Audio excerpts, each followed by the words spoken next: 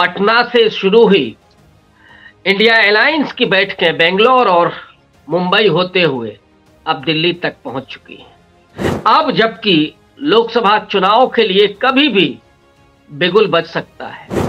चुनाव आयोग की तरफ से भी कुछ इसी तरह की संकेत मिल रहे हैं। आज की ये बैठक इंडिया अलायंस के लिए ही नहीं बल्कि पूरे देश के लिए बेहद महत्वपूर्ण है।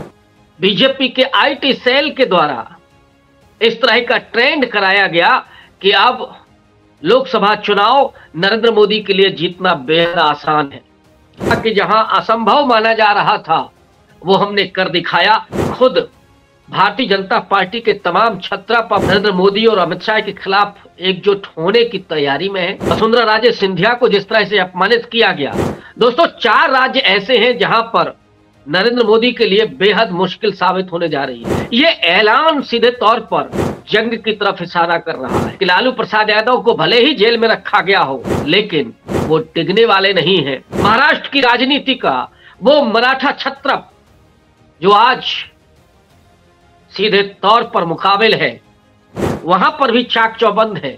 भारत जोड़ो यात्रा के जरिए महाविकास अघाड़ी सीधे तौर पर बीजेपी से टकराने के मूड में है। कांग्रेस के चाणक्य माने जाने वाले डीके शिव कुमार के पास है और डीके शिव कुमार ने कर्नाटक में ही कांग्रेस पार्टी को नहीं जिताया बल्कि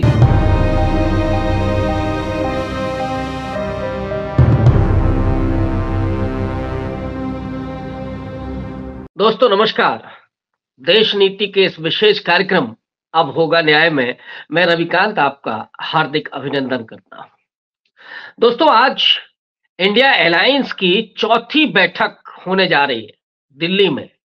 पटना से शुरू हुई इंडिया अलायंस की बैठकें बेंगलोर और मुंबई होते हुए अब दिल्ली तक पहुंच चुकी हैं। दिल्ली यानी राजधानी और नरेंद्र मोदी के सीधे गढ़ में दस्तक देने जा रही है इंडिया अलायंस की यह बैठक।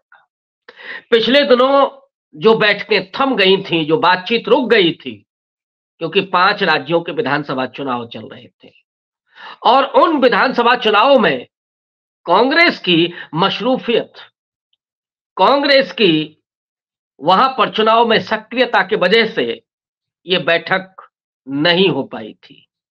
अब जबकि लोकसभा चुनाव के लिए कभी भी बिगुल बज सकता है। सुनने में तो यहां आ रहा है कि 22 जनवरी को जब राम मंदिर का उद्घाटन होगा और 26 जनवरी को जब देश गणतंत्र दिवस को सेलिब्रेट करेगा, उसके बाद ही नरेंद्र मोदी चुनाव के मैदान में जा सकते हैं। चुनाव आयोग की तरफ से भी कुछ इसी तरह की संकेत मिल रहे हैं। तो ऐसे में आज की यह बैठक इंडिया अलायंस के लिए ही नहीं बल्कि पूरे देश के लिए बेहद महत्वपूर्ण है। पूरे देश की निगाहें इस पर लगी हुई हैं कि इंडिया अलायंस में क्या क्या तय होने जा रहा है। नीतीश कुमार के अपने मंत्रियों की तरफ से यह दबाव बनाया जा रहा है कि उन्हें चेहरा बनाया जाए, यानी नीतीश कुमार को प्रधानमंत्री के पद का प्रत्याशी बनाया जाए, इंडिया अलायंस का संयोजक बनाया जाए। ये कुछ डिमांड चल रही है। तो दूसरी तरफ यह भी निकल करके आ रहा है कि आज की इस बैठक में राज्यवार कमेटियां तय होंगी, सीट शेयरिंग पर बात होगी और मुंबई की बैठक में जहां लोगो और झंडा की भी बात हो रही थी, हो सकता है कि कल इंडिया अलायंस का कोई संयुक्त झंडा तैयार हो और लोगो भी बनकर के तैयार हो। यानी इंडिया अलायंस ने अब पूरे तरीके से कमर कस ली है नरेंद्र मोदी को चुनौती ही देने के लिए नहीं बल्कि लोकसभा चुनाव में हराने के लिए। और इन 3 राज्यों के चुनाव के नतीजे ने जिस तरह का पूरे देश में नैरेटिव खड़ा किया है, हिंदी पट्टी के वो राज्य राजस्थान, छत्तीसगढ़ और मध्य प्रदेश, जहां पर कांग्रेस पार्टी को यद्यपि 40% वोट मिला लेकिन जीत तो भारतीय जनता पार्टी की हुई। इसके बाद पूरा गोदी मीडिया पर और सोशल मीडिया पर बीजेपी के आईटी सेल के द्वारा इस तरह का ट्रेंड कराया गया कि अब लोकसभा चुनाव नरेंद्र मोदी के लिए जीतना बेहद आसान है और आज भी नरेंद्र मोदी की वो लोकप्रियता, नरेंद्र मोदी का वो जादू बरकरार है। अमित शाह से जब एक चैनल के प्रोग्राम में पूछा गया कि इन 3 राज्यों के चुनाव में बीजेपी के जीत को किसे आप श्रेय देना चाहेंगे, अमित शाह का कहना था नरेंद्र मोदी, नरेंद्र मोदी, नरेंद्र मोदी। यानी नरेंद्र मोदी के चेहरे पर, नरेंद्र मोदी के उस पूरे आइडिया पर ही लोकसभा चुनाव लड़ा जाएगा। लेकिन इसी नरेंद्र मोदी नाम के अमित शाह के ऐलान ने मध्य प्रदेश ही नहीं बल्कि उत्तर प्रदेश में भी कुछ अलग तरह की धड़कनें तेज कर दी हैं। मैं ध्यान दिलाना चाहता हूं ओम माथुर के उस ट्वीट की तरफ जिसमें उन्होंने योगी आदित्यनाथ के साथ अपना फोटो शेयर करते हुए लिखा कि ये सामूहिक प्रयास का नतीजा है। एक और ट्वीट उनका बड़ा चर्चित रहा जिसमें उन्होंने लिखा कि जहां असंभव माना जा रहा था वो हमने कर दिखाया। ओम माथुर दरअसल छत्तीसगढ़ के प्रभारी थे बीजेपी के। छत्तीसगढ़ में तो कांग्रेस पार्टी के लिए तमाम समीकरण ही नहीं, सर्वे भी कह रहे थे कि वहां वापसी कर रही है बघेल सरकार, लेकिन नतीजा बीजेपी के साथ गया।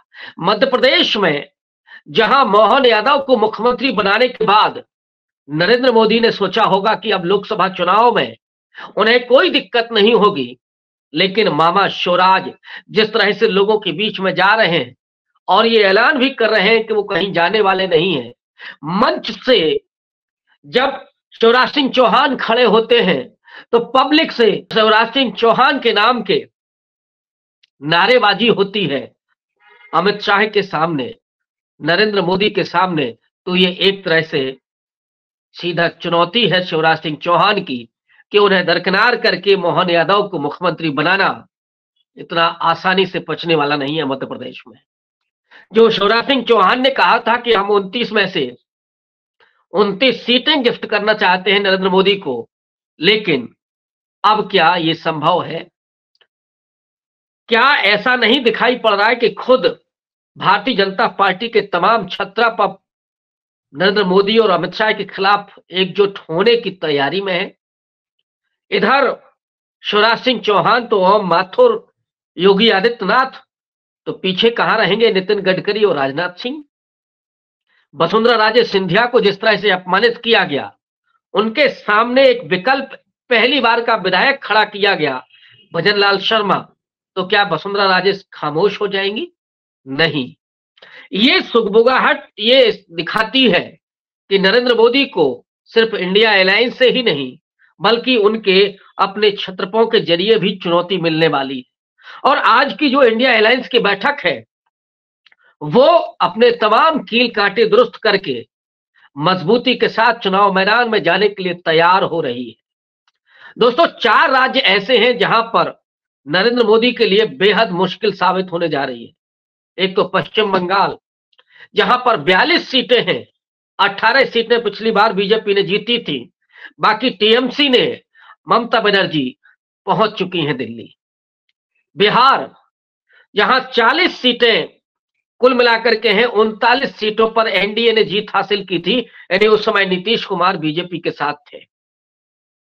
आज नीतीश कुमार इंडिया अलायंस का चेहरा बनने की तरफ है और लालू प्रसाद यादव जब निकले थे कल बिहार से तो उन्होंने कहा था कि नरेंद्र मोदी चीज क्या है, हम बिहार में एक भी सीट नहीं जीतने देंगे बीजेपी को। यह ऐलान सीधे तौर पर जंग की तरफ इशारा कर रहा है और वो इस बात को भी साबित कर रहा है कि लालू प्रसाद यादव को भले ही जेल में रखा गया हो, लेकिन वो टिकने वाले नहीं हैं और टूटने वाले तो कतई नहीं। वो मुकाबले में 2-2 हाथ करने के लिए तैयार हैं और उनका आत्मबल इतना मजबूत है कि बिहार की एक भी सीट वो नरेंद्र मोदी के खाते में नहीं जाने देना चाहते।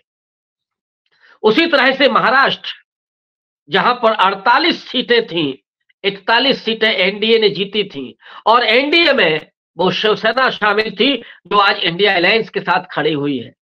उद्धव ठाकरे लगातार चुनौती दे रहे हैं।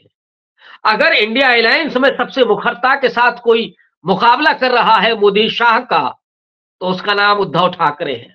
महाराष्ट्र की राजनीति का वो मराठा छत्रप जो आज सीधे तौर पर मुकाबिल है, और महाविकास आघाड़ी का वो प्रमुख गुट है, प्रमुख धड़ा है। शरद पवार जैसा अनुभवी मराठा छत्रप और कांग्रेस पार्टी वहां पर भी चाक चौबंद है। भारत जोड़ो यात्रा के जरिए महाराष्ट्र में कांग्रेस पार्टी ने अपने आप को मजबूत किया है। तो वहां महाविकास आघाड़ी सीधे तौर पर बीजेपी से टकराने के मूड में है, और यही वजह है कि महाराष्ट्र जितना महत्वपूर्ण है, 48 सीटें उत्तर प्रदेश के बाद आती हैं, उस महाराष्ट्र में बीजेपी ने यानी नरेंद्र मोदी और अमित शाह ने शिवसेना को भी तोड़ा, एकनाथ शिंदे को वहां से निकाल करके सीएम बना दिया। तो दूसरी तरफ शरद पवार को भी कमजोर करके अजित पवार को ला करके डिप्टी सीएम बना दिया। ये दिखाता है कि महाराष्ट्र में शिवसेना और शरद पवार से बीजेपी कितनी घबराई हुई है। आज वो दोनों छत्रप दिल्ली में मौजूद हैं और इंडिया अलायंस की बैठक में राज्यवार कमेटियां भी बनेंगी, और जाहिर तौर पर महाराष्ट्र में बागडोर नौजवान कहें, राजनीति में नौजवान ही होते हैं, 50-60 साल की उम्र पर भी नौजवान माने जाते हैं, वो उद्धव ठाकरे होंगे। और इधर उद्धव ठाकरे के बेटे और शरद पवार के पोते दोनों मैदान में आ रहे हैं। दोनों की बढ़ती लोकप्रियता महाराष्ट्र की नई राजनीतिक जमीन को भी बुन रही है। तो इधर कर्नाटका ये चौथा राज्य है जहां पर बीजेपी फंस रही है।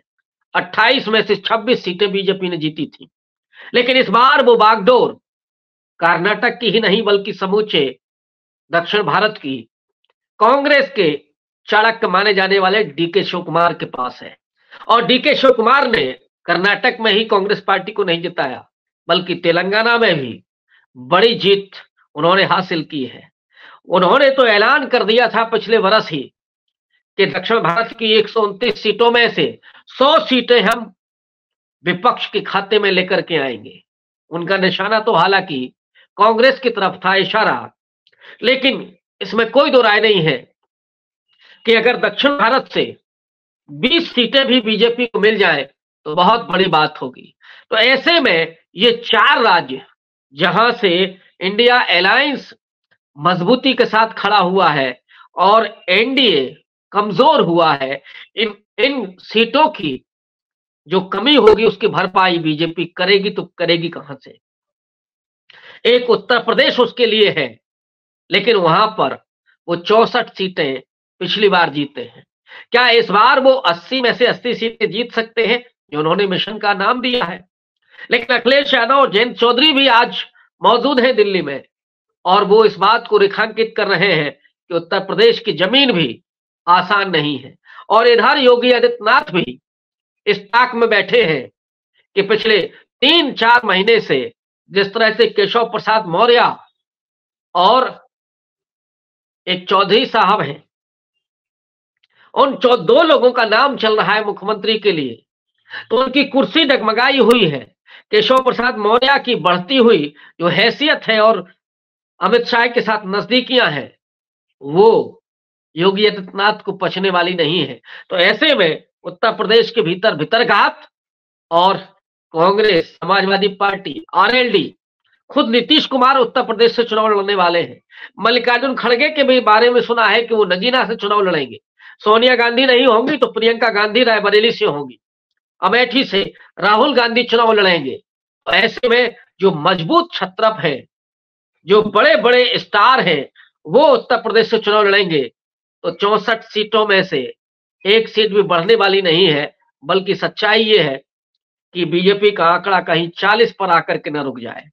और ये दिखाएगा कि नरेंद्र मोदी की जो हैट्रिक की उम्मीद है, जो महत्वाकांक्षा है, वो चकनाचूर होगी, और तीसरी बार प्रधानमंत्री बनने का ख्वाब भी ध्वस्त होगा अगर इंडिया अलायंस ने मजबूती के साथ रणनीति पूर्वक सीट शेयरिंग में बिना किसी बाधा के अगर वो एकजुटता के साथ चुनाव मैदान में जाते हैं, तो नरेंद्र मोदी की छुट्टी करना आसान होगा इंडिया अलायंस के लिए।